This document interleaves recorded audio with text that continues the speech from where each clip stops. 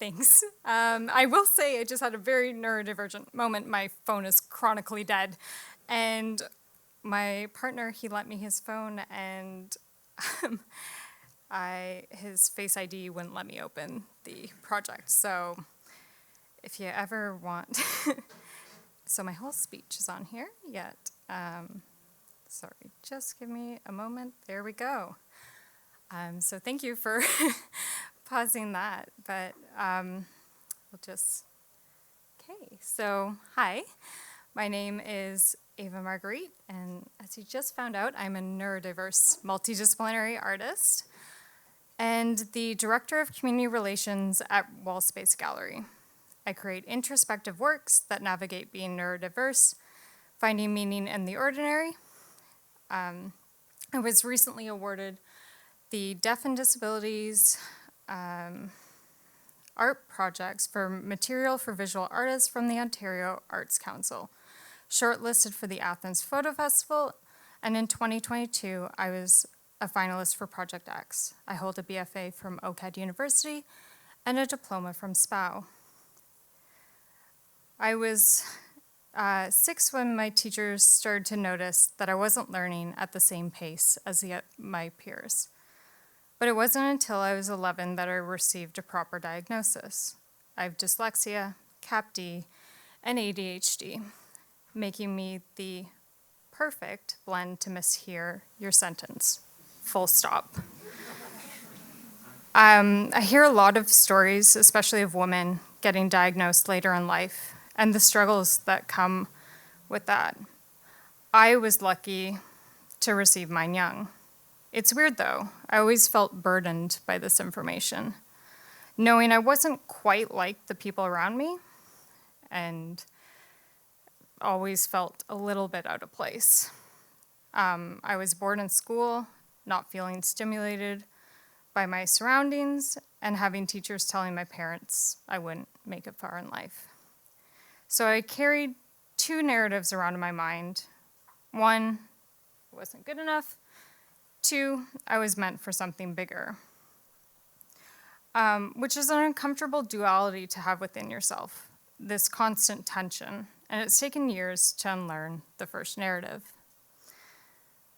So how do you find self-acceptance? How do you move past the narratives that others have made for you? For me, it's always been my community and practice. I always felt alone, but when I look back on my life, I never was. When I was in elementary, it was suggested that I transfer from French immersion because it would be too difficult for me to manage 2 languages with my learning disabilities. My mom said, no, she's smart enough to do this. When my teacher suggested in middle school that I wouldn't be able to continue further education, my mom said, no, she's smart enough to do the university. When I wanted to quit university, my mom said, just do this last semester. When I wanted to quit my diploma program, my instructor said, just finish this year. I promise next year you'll be able to do whatever you want. I made it this far because I have a community who won't let me fail. My journey has never been me against the world. It's been a series of barriers in which someone has helped me overcome. Alongside this journey, I've had my practice, which I kind of fell into. It happened gradually. I picked up a camera when I was in middle school and was drawn to lighting, the way shadows would interact with the world, how one can create and freeze a moment in time based on the feeling you had at the time you pressed a shutter. My photographic practice has evolved over years.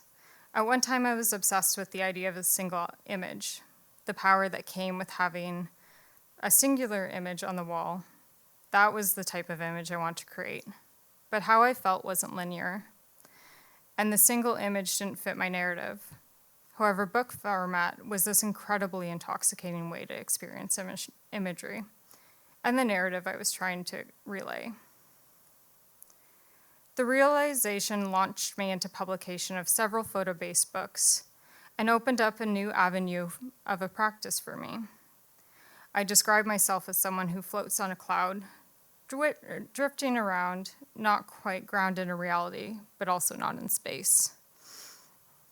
Some days I feel like I was born in 2 pieces, One half I know intimately, and the other I only connect with through the photographic practice. I feel as though I fumble around unknowingly the rest of the time. My most recent body of work, nothing we hadn't seen before but we kept quiet, was completed this past spring. Originally, it was meant to be a book depicting mental health in the North through a Western-inspired photographic lens.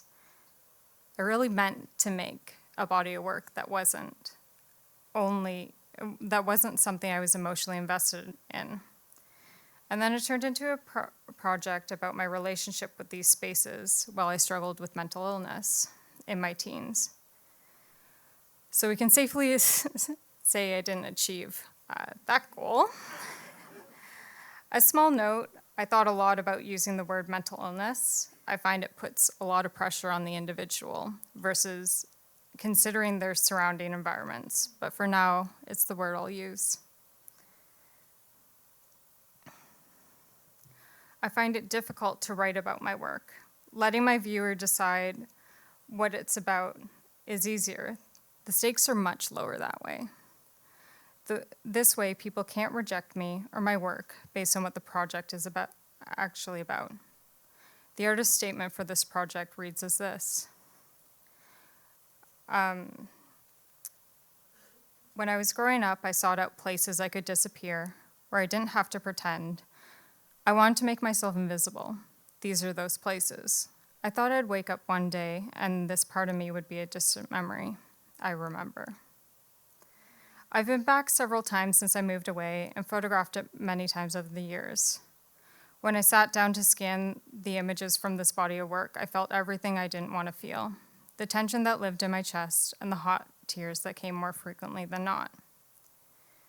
As I get older, I understand more about the weight we carry. I stood in the exact place I did years ago, understood more about who I was then, and relived these multiple lives in a way that I didn't expect I would. These somber, melancholy images depict feelings of loneliness and isolation, a blend of growing up in a small town and not feeling quite like you belong. I was standing on a snowy beach overlooking the familiar space that I had known before, not quite who I was then, nor entirely different from now, wondering how two parts of me can coexist. These photographs remind me of that version of myself won't always exist. Every day I will let go little by little until I reinvent myself once more. I will never be completely different, yet never quite the same. I'm pretty active on social media, and I had a deadline for the Deaf and Disabilities Ontario Arts Council grant.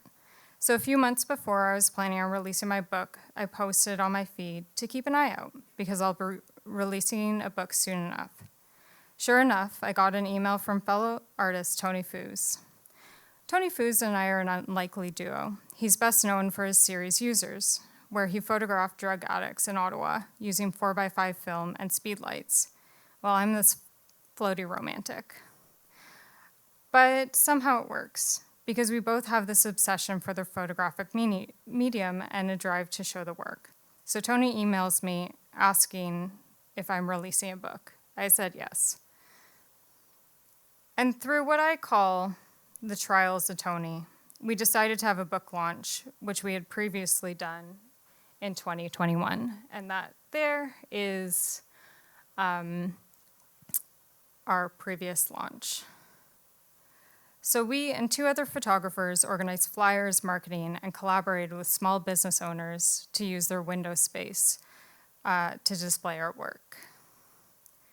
Alongside Summer Street, at 3 different venues, we set up a mini pop-up photo festival. What I love about Tony is his ability to make decisions.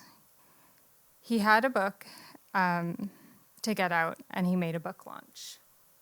This here is the installation that was in my window. It excites me to feel so different, but to experience those intense feelings again, carrying my younger self around, showing her that things get better, even just for a moment. I love capturing the ebbs and flows of emotions I experience, however beautiful and horrifying they can be. This was the installation on Somerset. The other series I want to speak about is my series Sugar Crash Cry, which was featured in the Ottawa Design Club scene. This series is drawing and watercolor based. I am trained in photography, and this series is self-taught series that I have developed over the years. I balance an internal friction, a desire for both structure and chaos. This friction makes me spin into exhaustion. Drawing stops the spinning momentarily, which to me is the neurodiverse anthem. I balance an internal friction, a desire for structure and chaos, which sometimes feels like the desire to be neurotypical. However, I cherish the perspective I have. I long for orderly and ordinary things, but do not have the tools to achieve this. And the world itself is not orderly. I create my own tools to cope with the outside world. The title Sugar Crash Cry is born out of what I believe to be the neurodivergent experience.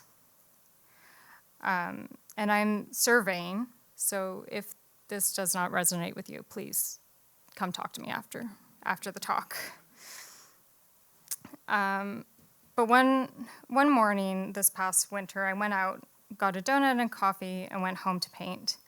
I felt the sugar bubble and the caffeine course through my veins, and this overwhelming feeling of discomfort in my body, and shortly after, I had a meltdown. The overwhelming feeling of caffeine and sugar, combined with the title, feels like a form of contemporary poetics, right? That feeling of control that we all crave and cling to, but sometimes lose. I always have trouble finishing projects because I constantly strive for perfection. Perfection isn't achievable. It makes me feel sick to my stomach. I'm an addict, though, through and through. Call it genetics, being neurodiverse, or inadequate coping tools. Either way, it's been a lifelong journey, but I'm certainly addicted to work. When I'm in projects, I can't stop. I work until I run myself into the ground. That's why I love painting and drawing. I received a 60% mark in my drawing class in university, and those were really just marks for effort. But when I got the narrative out of my head that marks mattered, I shaped my own style and followed my intuition. To much success. Having no expectation of the results of the work allowed me to feel okay with what was happening on the paper. It created space for me to experience and to be curious. A few years ago, I started to look at my practice more critically, thinking about my values and how everything I do aligns with that. I realized the most important thing was being a voice for myself and other artists with disabilities, like the people in my life had been for me. So I made sure I was thinking more about accessibility with the tools that I have. I am so grateful that I can speak about being neurodiverse in my practice. The more we normalize that being neurodiverse add values to the world, the burden feeling will start to go away. I am lucky that I am now in a role where I can prioritize wall space gallery to be more accessible to a range of artists with different intersectionalities, and I can move the gallery forward in a more positive way. You may clap now.